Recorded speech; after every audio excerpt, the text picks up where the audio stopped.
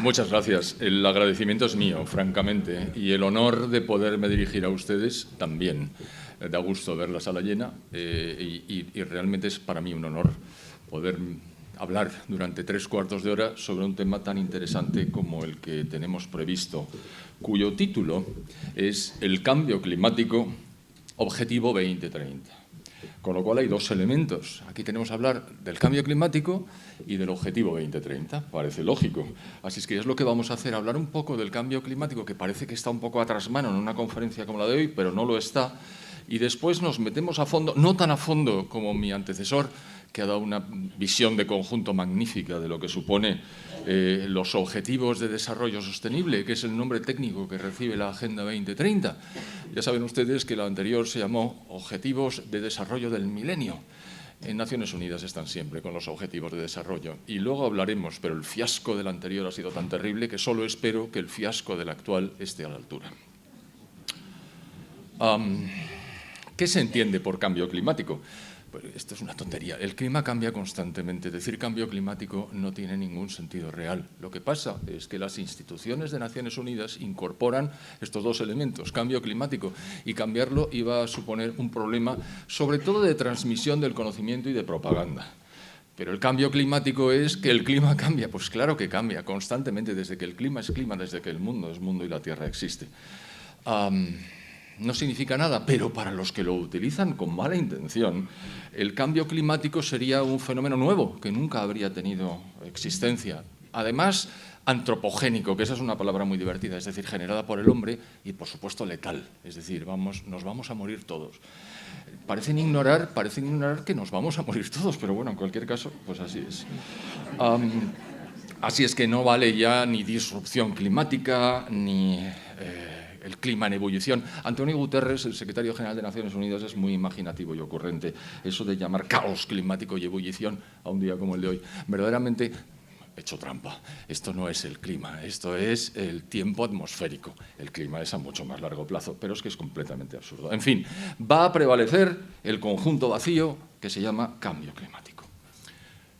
¿Y cómo es que digo que el clima cambia constantemente? Pues será porque cambia constantemente. Por ejemplo, Baja Edad Media, entre los siglos VIII y XIV.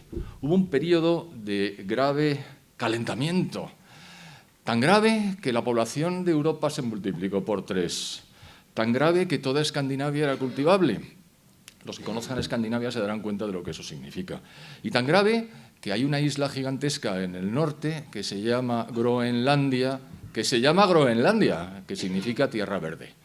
¿Por qué? Porque era verde, por ese calorcillo. Pero luego llegó un decaimiento de las temperaturas fuerte, al que se llamó la pequeña edad de hielo, y que tuvo lugar entre los siglos XV y XIX aproximadamente. El descenso de temperaturas que se inició con brusquedad provocó que las vides de Inglaterra, los viñedos, desaparecieran, que bajara el paralelo de producción de cereales, que los glaciares aumentaran en tamaño y que los ríos centroeuropeos, incluso el Támesis, se congelaran con relativa frecuencia. Y en 1850 empiezan a subir las temperaturas. ¿Y por qué insisto en 1850? Porque los calentólogos cogen esa fecha, la de que empiezan a subir las temperaturas, para decir, ¿veis? El ser humano está, con su actividad industrial y agraria, están calentando el clima de la Tierra a través de las emisiones de CO2.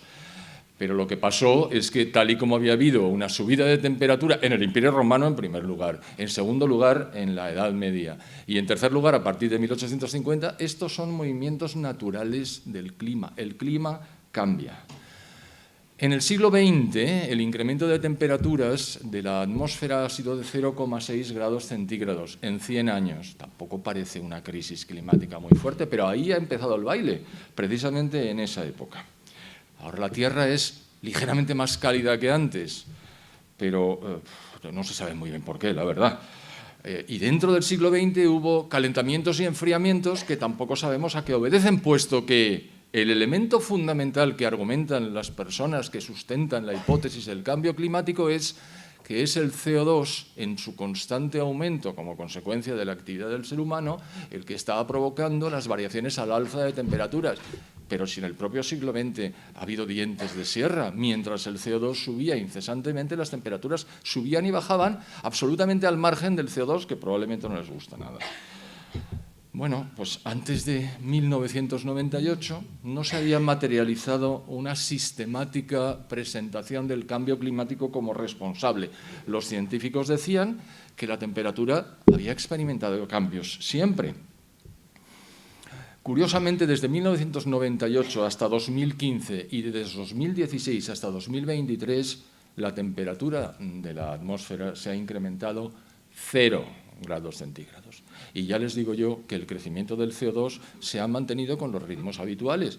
Es decir, esta correlación, más aún, esta causación que esta gente quiere imponernos, es decir, como el CO2 está calentando la atmósfera, reduzcamos el CO2, no para todos, ya lo veremos luego, reduzcamos el CO2, es algo que es del todo insostenible y no refleja la realidad.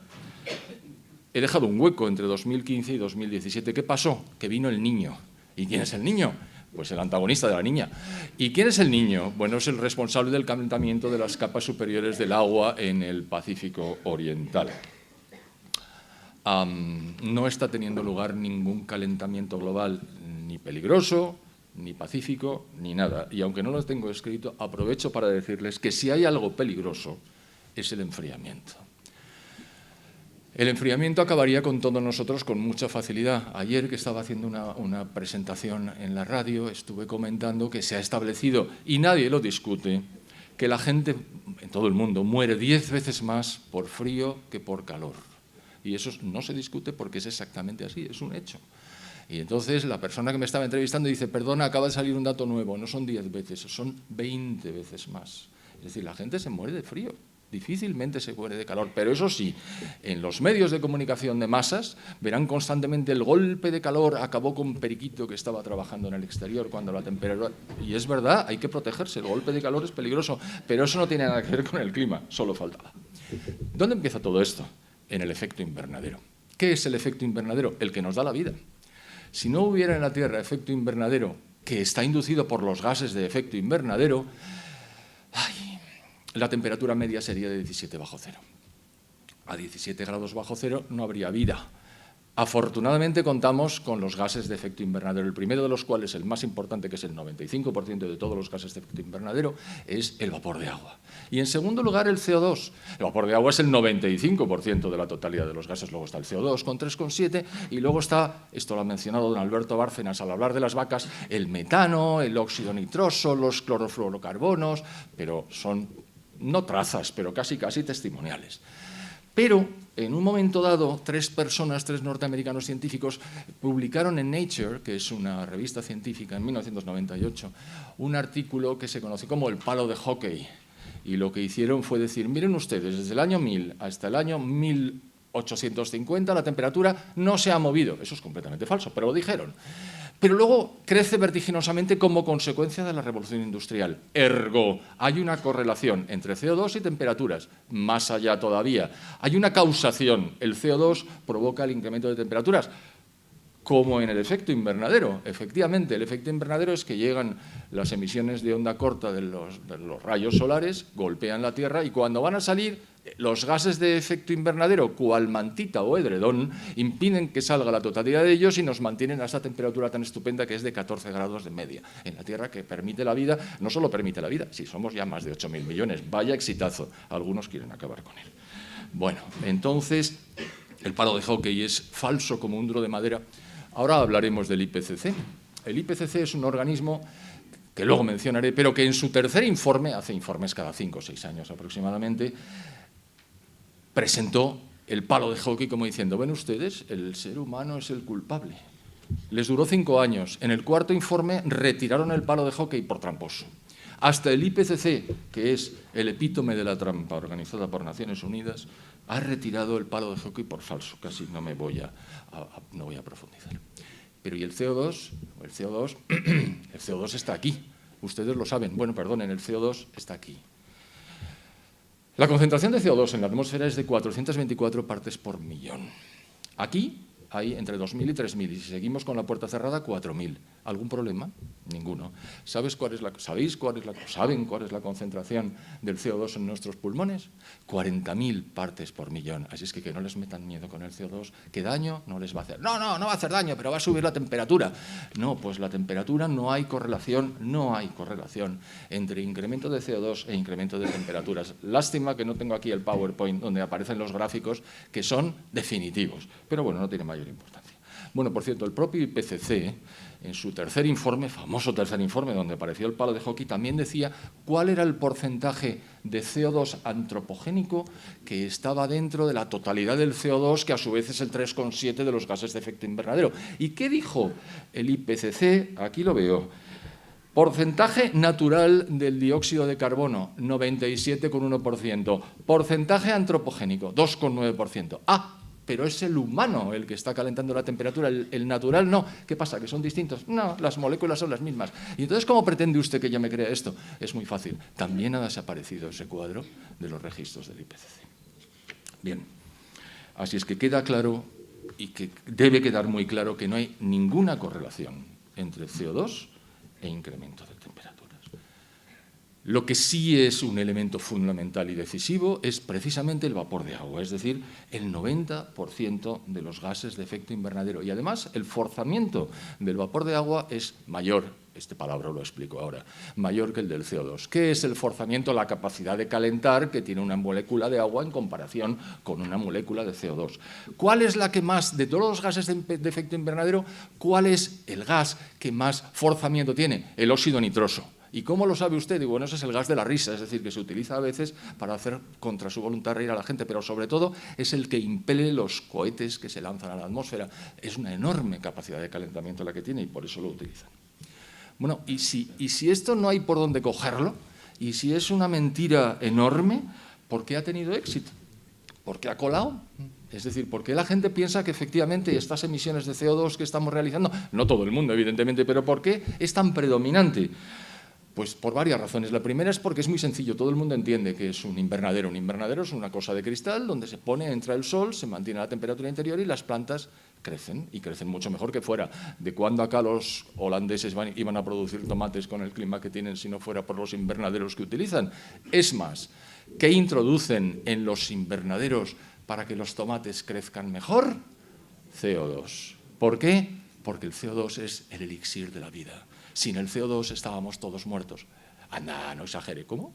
Si nuestro nivel de CO2 en la atmósfera estuviera por debajo de 150 partes por millón, las plantas morirían y con ellas todos nosotros. Efectivamente, como dicen los neomalthusianos, nos vamos a morir todos, pero afortunadamente el CO2 crece. Hemos estado a punto de alcanzar en la última glaciación las 150 partes por millón, pero afortunadamente la cosa no llegó a tanto. Así es que, idea sencilla e intuitiva, un apoyo monstruoso por parte, no ya de Naciones Unidas, sino de prácticamente todas las instituciones de este mundo, y ahora contaré quiénes son los que lo apoyan, por los líderes que lo empujaron desde el principio, empezando por Al Gore, que es un tipo con una capacidad de comunicación absolutamente fascinante, y porque la naturaleza tiene horror al vacío. Y si las otras creencias se debilitan, aparece una nueva fe, la fe calentológica, que tiene incluso su papa, que es el señor Guterres, que tiene su Juanita de Arco, que es Greta Thunberg, y lo tiene todo comparado y paralelo al cristianismo, curiosamente. Y un elemento fundamental, ¿es el ser humano el culpable con sus emisiones de CO2 del calentamiento? No, no, el ser humano blanco y occidental. El otro ser humano, mire usted, el chino y el indio son gentes angélicas cuyas emisiones de CO2 no tienen nada que ver con esto. ¿Y eso por qué? Es que sus gobiernos no se dejan. Está teniendo lugar la 28ª sesión de la Conference of the Parties. Todos decimos la COP, porque utilizamos el acrónimo inglés, en un sitio tan fantástico y tan poco emisor de gases de efecto invernadero a la atmósfera como Dubái, donde hay 70.000 personas disfrutando de los hoteles gratis y de la comida de primer nivel. No son hormigas, es carne y es pescado, no, ellos comen bien. Y en esa conferencia de las partes se está diciendo que tenemos que hacer un esfuerzo adicional. No me meto en ello porque no acabaríamos. Y llega a India y dice, que con nosotros no cuenten, nosotros vamos a seguir construyendo centrales de carbón como si no hubiera un mañana, porque como somos pobres y sabemos que la energía es el fundamento de las sociedades, nuestra población va a tener energía. Ustedes pueden decir misa, y nunca mejor dicho, esas misas laicas que se gastan, pero nosotros vamos a seguir quemando carbón. Los chinos hacen así, pero queman carbón igualmente, con lo cual es exactamente lo mismo. Esta es la parte del clima, y ahora viene la parte del organismo diabólico que se llama la Organización de Naciones Unidas. ¿Que por qué es un organismo diabólico? Pues que con lo que hemos oído antes ya nos podemos hacer una idea de efectivamente por dónde van, pero no voy a tocar el tema desde la perspectiva del cristianismo, sino de la perspectiva de la manipulación. ¿Cuándo nació Naciones Unidas? Pues Naciones Unidas, como sabrán ustedes, nació en 1945. Termina la Segunda Guerra Mundial y como consecuencia del fiasco espantoso en el que había incurrido la Sociedad de Naciones, que estaba mal concebida, estaba mal desarrollada y además se enfrentó con los dos totalitarismos más salvajes que ha habido en el siglo XX, es decir, el comunismo en la Unión Soviética y el nacionalsocialismo en la Alemania después de la República de Weimar. Aquellos se enfrentaron a muerte y ni Sociedad de Naciones ni gaitas. La Sociedad de Naciones no funcionó, pero sobre todo no funcionó porque el que la propuso, que era el presidente norteamericano Woodrow Wilson, no consiguió que el Senado norteamericano diera el visto bueno para que Estados Unidos participara, con lo cual Estados Unidos no participaba y tampoco podía financiar oficialmente. Y además, bueno, yo la historia la cuento con detalle en mi blog. Voy a hacer una cuña publicitaria. Mi blog se encuentra, si ustedes ponen José Ramón Fernández, ahí aparece mi blog, que es un blog reaccionario. Reaccionario porque reacciono. Y ahí verán la historia de la Sociedad de Naciones. Bueno, pues termina la guerra y los vencedores de la guerra, que son, digamos, los aliados, organizan en San Francisco una nueva entidad muy parecida a Naciones Unidas, que ve la luz el 24 de octubre del 45. Recuerden que la guerra ha terminado en septiembre en el Teatro del Pacífico y en mayo en el Teatro Europeo, es decir, muy recientemente. Objetivo: la paz y la seguridad entre las naciones, pero sí es lógico. O sea, que si quiero montar una organización supranacional será para algo. 193 miembros ahora, en su día solamente 55. Decía don Alberto Bárcena que seguramente Naciones Unidas ha conseguido algo. Sí, da de comer magníficamente a las personas, enorme cantidad de personas les dan muy bien de comer, les paga maravillosamente. Pero de las 71 intervenciones de conservación de paz que ha tenido, ni una sola ha tenido éxito. Y cuando lo ha tenido, no ha sido por Naciones Unidas. Es decir, es un organismo que no cumple su función. Son centenares de organismos, la mayor organización del mundo. Y como las críticas crecían, decidieron en el año 2000, aprovechando que el milenio estaba en puertas, ya había entrado, perdón, el año 2000 ya es el siglo XXI, decidieron crear los 8 objetivos de desarrollo del milenio, aprovechando que el milenio pasaba por allí. Ellos son partidarios de dar objetivos y metas. Bueno, pues 8 objetivos y 17 metas, una cosa razonable. A 15 años vista. ¿Qué pasó? Pues que llegó el año 2015 e hicieron balance. El fracaso más absoluto. Solamente una meta de un objetivo se llegó a cumplir y como cuando se acontece que se encuentra la paz en un enfrentamiento, tampoco fue Naciones Unidas el que lo consiguió. ¿Y cuál fue? Pues lo leo. Una meta del objetivo número 1, erradicar la extrema pobreza y el hambre. ¿Se han dado cuenta de que ahora lo que quieren erradicar no es la extrema pobreza, sino la pobreza en los que tenemos ahora vigentes? La verdad es que son bastante ignorantes. La pobreza no se puede erradicar por definición, porque por definición, salvo que seamos todos idénticamente iguales, habrá unos más ricos y otros más pobres, aunque sea poco. Bueno, pues los más pobres serán más pobres, es decir, habrá pobreza, aunque seamos todos muy ricos, es decir, ni siquiera conceptualmente han cogido la cosa. Pero bueno, lo que hizo fue erradicar la extrema pobreza y el hambre, patentizados, y esto lo cuantificaban, en que la mitad de las personas tuviera ingresos per cápita superiores a 1,25 dólares por día. Eso se logró. Pero se logró porque tanto la República Popular China como la India se incardinaron en los movimientos de globalización, a diferenciar del globalismo, que son cosas distintas. Hablan del globo, pero la globalización es permitir que las empresas actúen libremente, sin obstáculos y sin trabas, para desarrollar el comercio internacional y emitir y recibir inversión extranjera directa. Eso es globalización y eso ha generado un salto en la riqueza de todos los países del mundo como nunca antes se había visto en el desarrollo de las sociedades. Ha sido magnífico. Eso fue lo que consiguió que saliera tantísima gente de la pobreza y no Naciones Unidas. Es decir, el enriquecimiento que procura y permite la economía de mercado, y si quieren se lo digo de otra manera, la economía capitalista, y si quieren se lo digo todavía más directamente, el capitalismo. Esto no puede seguir así. Esto, en Naciones Unidas tiene que hacer algo. Y en un momento dado, en 1968, fíjese si me remonto, un meteorólogo sueco, inducido por supuesto, que se llamaba Bert Bolin, dice, oye, vosotros del ECOSOC, es decir, el Consejo Económico y Social de Naciones Unidas, ¿por qué no convocáis una conferencia para hablar de la interacción entre el ser humano y el medio ambiente? Y Naciones Unidas dice, me alegro de que me haga esa pregunta. No es porque yo ya he dicho que me la hiciera, pero bueno, me alegro de que me la haga. La Asamblea General de la ONU decide que en 1972, efectivamente, hay que hacer una reunión específica de la que ahora hablaremos, con este fin. Pero antes, para que se vea lo de la asociación público-privada, se funda el Club de Roma, que ustedes conocerán seguramente.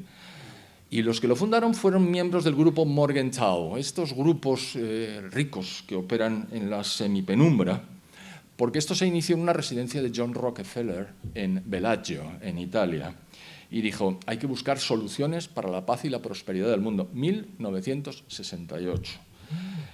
Hay que establecer un orden nuevo. Así enlazo con la presentación anterior, que ya digo, ha sido magistral porque ha establecido el patrón por el cual vamos a desarrollar las siguientes. Pero ese mismo año, el MIT, el Instituto de Tecnología de Massachusetts, presenta un papel, dice, las terribles consecuencias del incremento de la población. Es que estoy leyéndolo porque como me cuesta decir estas cosas. Las terribles consecuencias del incremento de población en el mundo, la reducción de la producción agraria, cuando jamás se había incrementado tanto, es una cosa.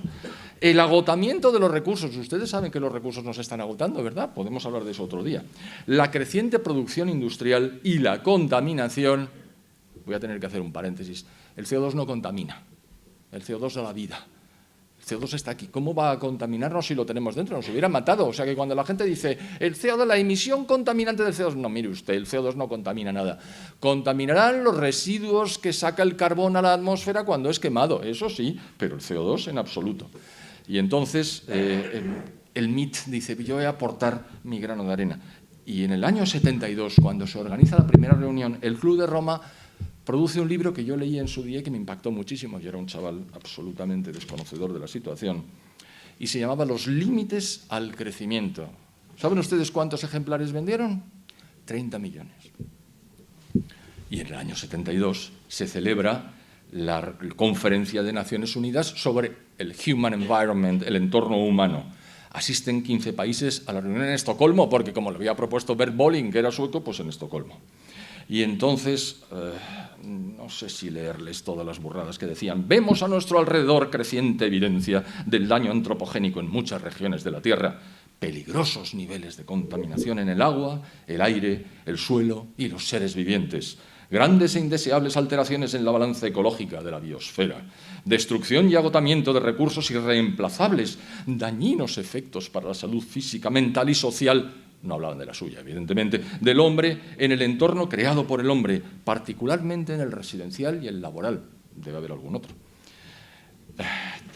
Y más de esas. Es decir, este es el tenor, en el año 72, de las Naciones Unidas intentando modificar el patrón del comportamiento de las sociedades a través de las economías y, como luego veremos, de la energía. Así que la Conferencia de Estocolmo estableció en 1972 el medio ambiente como parte de la Agenda de Desarrollo Internacional. De esto hace 50 años, es decir, la cosa viene de antiguo, y creó el United Nations Environment Programme, el UNEP, que luego veremos, que se funda en Nairobi y allí sigue. Y su director ejecutivo, antes habrán oído hablar al señor Bárcenas de Maurice Strong, aquí está, convocó la primera reunión de expertos en el cambio climático. ¡Hala! El palabra aparece ahí. Muy bien. Paralelamente, y en Estados Unidos, que es una adalid, por lo menos los demócratas en los Estados Unidos, de este tema del cambio climático, un físico conocidísimo y climatólogo de los Estados Unidos que dirigió el Instituto Goddard de la NASA, que se llama James Hansen, depuso, primera acepción de deponer, ante el Congreso de los Estados Unidos, Y dijo, las emisiones antropogénicas de gases se correlacionan y causan el calentamiento de la Tierra, y propuso medidas para limitar su impacto, es decir, Naciones Unidas y además la NASA. Y entonces Naciones Unidas no se pudo quedar quieta y dijo, vamos a crear un organismo que se encargue de la gestión, de demostrar que el ser humano es culpable. Y se llamó IPCC, porque si lo decimos entero nos cansamos, Intergovernmental Panel on Climate Change. Y lo creó la UNEP, que les acabo de mencionar, con la Organización Meteorológica Mundial, porque hombre, algo de cambio climático los meteorólogos saben. ¿Y qué es lo que hace el IPCC? Avisa, alerta sobre el calentamiento global, cuyo clima o cuyo entorno climático cambia única y exclusivamente por la acción del hombre. ¿Algún otro elemento habrá? No.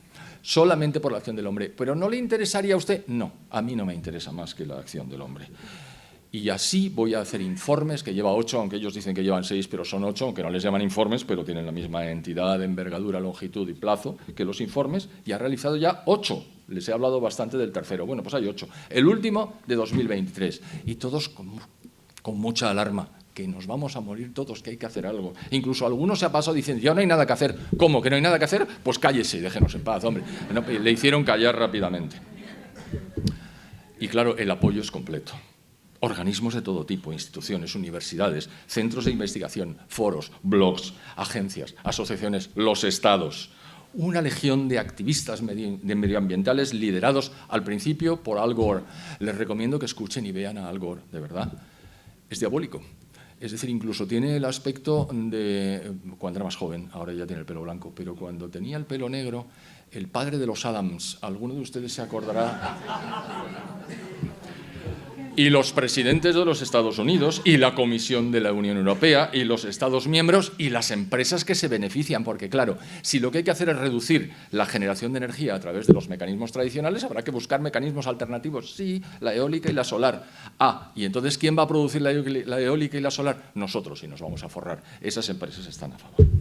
Bueno, tengo aquí el dato de por qué es falso como un duro de madera el palo de hockey, y me podría poner científico, pero simplemente me voy a poner fáctico. En un momento dado, un hacker se mete en los archivos de la Universidad de East Anglia, en la Gran Bretaña, donde hay un órgano interior que se llama la Climate Research Unit, es decir, la unidad de investigación sobre el clima, y extrae 1000 correos electrónicos donde aparecían las instrucciones para falsear los datos del palo de hockey. Y decía, hey, you, hide the decline, oculta el decrecimiento de las temperaturas, porque si lo haces aparecer el palo de hockey no sale. Bueno, esto lo ocultaron de verdad los medios de comunicación de masas, en fin. Pero ellos mismos reconocen que es falso, lo que pasa es que no lo hacen públicamente. En 1991, el Club de Roma produce un informe en el que dice, entre otras cosas, el objetivo es diseñar una estrategia. Esto está todo entrecomillado, esto hay textos, es decir, está en las actas, aquí no hay trampa ni cartón. Diseñar una estrategia para movilizar a los gobiernos en favor de la seguridad medioambiental y la energía limpia para transformar el mundo, átense los machos que hablo, de una economía militar en una civil, 1991, justo cuando cae la Unión Soviética, y dicen que ahora la economía es militar. Mire usted por dónde. Deteniendo el calentamiento global y resolviendo el problema de la energía.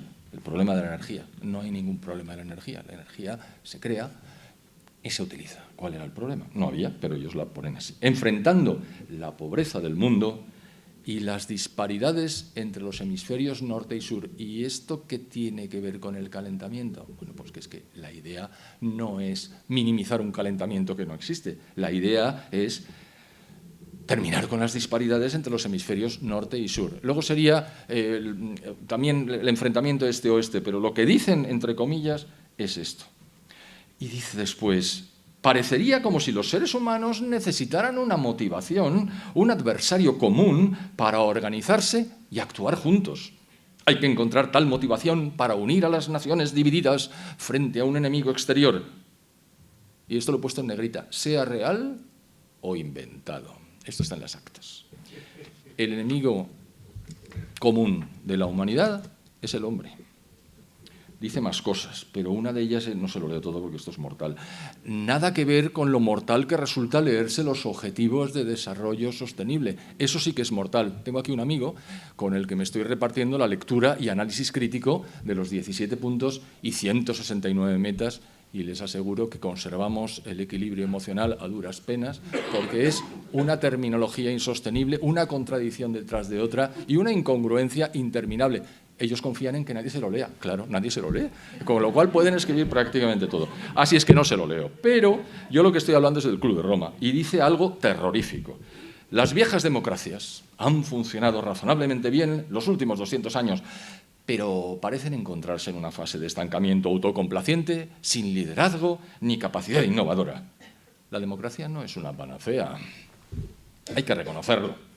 Aunque suene sacrílego, la democracia no sirve para lo que hemos de enfrentar. La complejidad y la naturaleza técnica de muchos de los problemas actuales no siempre permiten a los representantes elegidos tomar decisiones adecuadas a tiempo.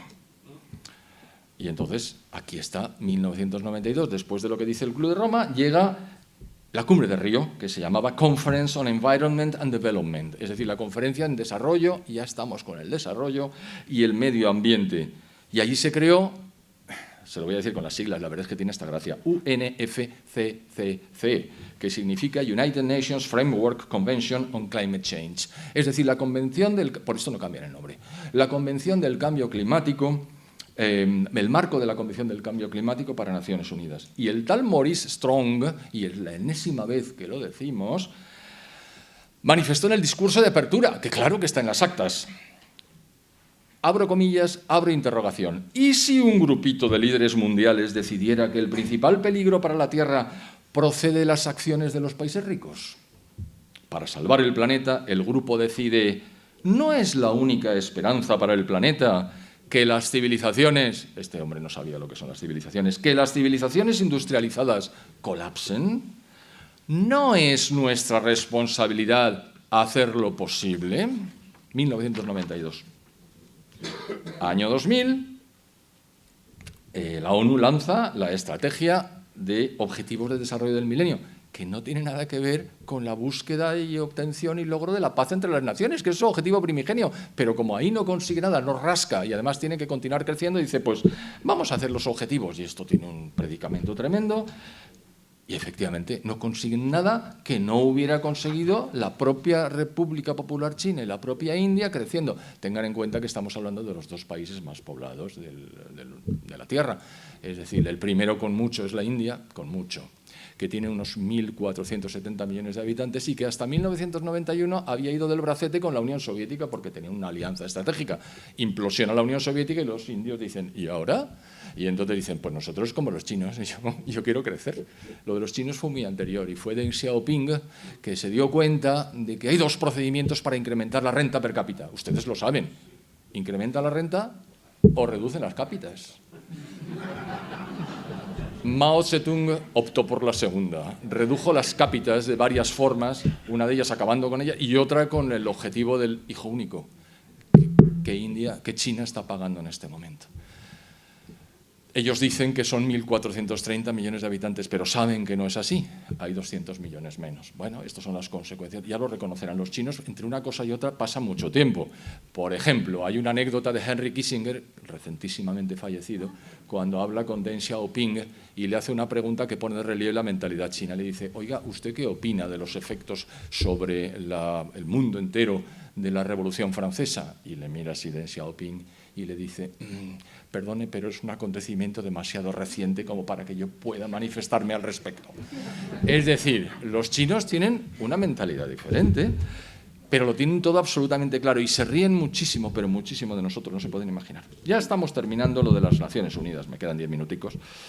Hay un tal Ottmar Edenhofer, que es un copresidente del Grupo de Trabajo 3 del IPCC y que dijo, comillas, uno debe desprenderse de la ilusión de que la política climática internacional es política medioambiental. Por el contrario, la política del cambio climático trata sobre cómo redistribuimos de facto la riqueza del mundo. Pero como nadie les lee, pues, o nadie se entera, pero lo han dicho, se lo han dicho. La política climática no tiene casi nada que ver con la protección medioambiental. La COP, la Conferencia de las Partes, en Cancún, porque esto en el año 2010 y se celebró en Cancún, ¿se ha dado cuenta de los sitios donde se celebran las COPs? En Cancún. Es una cumbre económica durante la que se negociará la redistribución de los recursos mundiales. ¡Ah!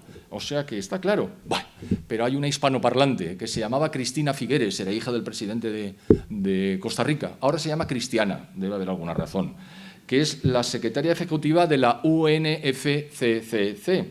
Y dijo, esta es la primera vez en la historia de la humanidad en la que nos proponemos la tarea de cambiar el modelo de desarrollo económico que ha prevalecido durante los últimos 150 años. Pues, más claro, agua. Bien, pues sigue Naciones Unidas presionando, arbitrando, y de repente dice, bueno, yo he fracasado con los objetivos de desarrollo del milenio, pero ahora saco los objetivos del desarrollo sostenible, que don Alberto Bárcenas les ha contado. Cuando llegue el 2030, espero que todos nosotros estemos aquí en el mismo estado, o parecido, que tenemos ahora, podremos verificar que el fiasco tiene una envergadura similar, aunque la redacción permite interpretar casi cualquier cosa. O sea, en realidad, ahora se han curado en salud y ahora simplemente el lenguaje es absolutamente inaceptable. Pero el objetivo de los ODS o Agenda 2030 es interferir en el reparto de riqueza. Está claro, es un planteamiento absolutamente intervencionista.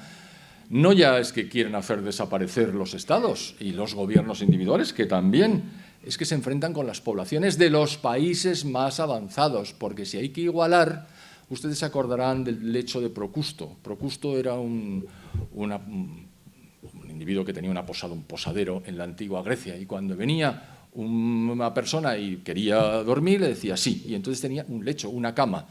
El que era más corto que la longitud de la cama le iba estirando hasta que alcanzaba la longitud de la cama, porque quería que todos fueran iguales. Y el que excedía la longitud de la cama, ¿se pueden imaginar lo que le hacía? Pues le cortaba los pies. Bueno, pues Naciones Unidas quiere el lecho de Procusto para todos nosotros. Es decir, nos quiere empobrecer a través de restricciones en el uso de la energía. ¿Qué boda sin la tía Juana?, como diría un comentarista radiofónico muy conocido. Richard Lachman, de los Socialistas Democráticos de América, en 2019 vinculó el cambio climático con la agenda socialista mundial y dijo: el cambio climático es un asunto en torno al cual la gente puede unirse sin fronteras, oponiéndose tanto a fascistas, perdón, es que como se dice así, como a neoliberales. El cambio climático provee un marco en el cual los socialistas pueden unificar las políticas internas e internacionales, lo ideológico y lo práctico, lo personal y lo político, y así sucesivamente. ¿Qué han hecho a lo largo del tiempo para intentar conseguir los objetivos de reducción de temperaturas? Pues primero el Protocolo de Kioto. El Protocolo de Kioto, que es un intento de reducir las temperaturas vía reducción de las emisiones. Bueno, la idea era, si la temperatura hasta el año 2012, esto se arbitró en el 2008, se incrementan 2 grados en un periodo concreto, aspiramos a reducir 0,07 grados centígrados. Pero si se incrementa 1 grado, aspiramos a reducir 0,04. Ni redujeron, ni se cumplieron, ni la gente, los países hicieron caso. Y ante el fiasco, uno no reconoce los errores, uno huye hacia adelante, sobre todo si es Naciones Unidas. Y crean el Acuerdo de París, cuyo objetivo es que en el año 2030 la reducción sea de 0,05 grados centígrados. ¡Buah! Con unos costes mínimos de 20.000 millones de dólares al año, que son mucho más, digo mínimos. Estamos llegando al final del tiempo que se me ha concedido. Hemos hablado antes, Alberto Bárcenas ha hablado de todos los objetivos de los 17. Yo he traído solamente a colación 2, el 7 y el 13. El 7 dice garantizar el acceso a una energía asequible, segura, sostenible. Si en una frase de Naciones Unidas no aparece sostenible y resiliente, la frase no es de Naciones Unidas. Garantizar el acceso a una energía asequible, segura, sostenible y moderna. Meta 7.1, garantizar el acceso universal a la energía. Claro, uno lee estas cosas y dice, qué bien, que todo el mundo tenga acceso a la energía. Dice, pues sí, pero ¿cómo? Bueno, eso ya los técnicos lo discuten. Aumento de las energías renovables. A ver, Y cuando no sopla el viento y no luce el sol, bueno, pero para eso están las centrales de respaldo. Pero esas queman gas. Bueno, no, pero también estaría la energía hidroeléctrica si resulta que conseguimos que haya unas presas en un elemento superior, en una altura, una cota superior, y entonces cuando sobre energía subimos el agua y cuando haga falta de energía la dejamos caer, mueve la turbina y genera energía. Ah, está muy bien eso, sí, pero ustedes nunca hablan de eso. Hablamos nosotros que conocemos de qué va el tema. Ya, bueno, pues entonces vamos a intentar duplicar la tasa de eficiencia energética. ¿Usted sabe lo que significa eficiencia, muchacho? Es que eficacia y eficiencia son cosas muy distintas. Eficiencia es conseguir los mismos objetivos con pocos costes o en poco tiempo o en poco tiempo. Pero con las renovables se consigue todo lo contrario. Es inherentemente ineficiente. Eficiente es la energía hidroeléctrica, eficiente es la energía nuclear, pero desde luego la eólica y la solar no lo son. ¿Y el objetivo 13 qué dice? Pues cambio climático, punto, acción por el clima. Fortalecer la resiliencia, ya les había dicho, fortalecer la resiliencia y la capacidad de adaptación a los riesgos relacionados con el clima y los desastres naturales en todos los países. Es que no hay más desastres naturales, es que no hay más muertos como consecuencia de los que queden desastres naturales que siga habiendo. Bueno, pero en la meta 13.3 dice mejorar la educación, la sensibilización y la capacidad humana e institucional respecto de la mitigación del cambio climático. Ese que es natural hay que mitigarlo. La adaptación a él, la reducción de sus efectos y la alerta temprana. ¿Se han fijado que la alerta temprana la ponen al final? Coño, pues si la alerta viene al final, ya no es alerta, ya es simplemente recoger los trozos. Pero es que ni la redacción, es una cosa impresionante. En fin, todo esto no es gratis, ¿eh? Todo esto tiene consecuencias que son buscadas, porque la idea es redistribuir, pero redistribuir empobreciendo, no redistribuir enriqueciendo, como la globalización, que es algo que Naciones Unidas nunca dirigió. Si encarecen la energía, que es de lo que se pretende, las economías, todas ellas pierden competitividad. Por supuesto, los chinos y los indios y otros muchos no tienen nada que ver con esto. Y se reducen las producciones relativas porque ya no eres competitivo, ya no puedes vender, desde luego no exportas, a menos que tengas un nicho específico en lo que tu producto, aunque sea mucho más caro, lo consigas vender. Pero es que además los abonos son enormemente caros, con lo cual la agricultura se cae sola, porque si no podemos utilizar abonos, porque los precios son muy altos. Pero claro, todo esto además acompañado de enormes elevaciones de impuestos. Es decir, se trata de destruir la economía occidental, reduciendo nuestra riqueza, lo cual generará la desaparición de las clases medias, el aislamiento general de las sociedades, la caída de la tasa de crecimiento de la población, que ya está cayendo de manera vertiginosa en todas partes menos en África Negra, la disminución de la esperanza de vida al nacer, hambre, migraciones, caos. Esto ya no sigo, porque evidentemente cuando las sociedades pierden riqueza y la gente empieza a sufrir las consecuencias, la paz social desaparece. Pero claro, todo esto va a afectar a Occidente. Las consecuencias son de orden geopolítico, fundamentalmente. Por supuesto, Europa, que estamos ya en el último escalón, el penúltimo, todavía podemos caer, de descenso de importancia en el mundo, todavía perderemos más importancia. Y si piensa la UE, la Unión Europea, que el Brexit no se va a repetir, yo aquí soy mucho más optimista. Optimista quiere decir que implosione la Unión Europea, perdón.